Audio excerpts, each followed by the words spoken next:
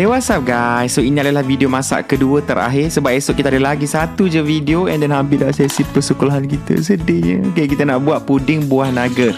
Korang ambil 1 tin susu cair, 2 cawan fresh milk, 1 cawan air, and then setengah cawan susu pekat. Lepas tu tambah setengah cawan air laici dalam tin tu. Lepas tu korang masukkan 1 paket agar-agar. Yang ni 10 gram 10 gram, jangan lebih. Okay, lepas tu korang asingkan 2 bekas macam ni, sama rata pun tak apa. Lepas tu kita lenyekkan 1 biji buah naga. Potong kecil-kecil, bawa senang lenyek sikit. Lepas tu korang campurkan buah naga tu ke dalam 1 portion kuah kita buat tadi.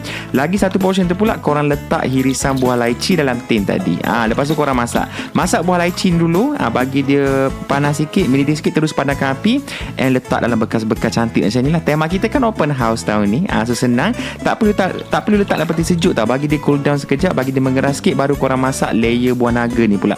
Sama juga, dah mula panas mendidih sikit, baru korang tuang ke atas kepada layer laici kat bawah tu, and then korang bagi dia cool down dekat luar. Kalau ada buih-buih kat atas, hilangkan buih tersebut, letakkan irisan buah naga lagi, tutup, barulah kita letak dalam peti sejuk. And bila tetamu dah datang, dah boleh hidang. Cantik bekas dia, elok kan rupa dia. Nak lagi extra, boleh letakkan lagi balance air laici dalam tin tadi kat atas, bagi dia lagi moist, lagi sedap lah. And korang akan dapat rasa buah naga dengan laici sangatlah perfectly harmonized together. Makan sangat sedap. Yang ni tak perlu open house pun tak apa, nak buat untuk berniaga lepas raya nanti pun boleh juga. Okay, stay tune. Esok one more recipe. Dah. Rasa leci dengan buah naga ibarat dikahwinkan bersama-sama, berjodoh.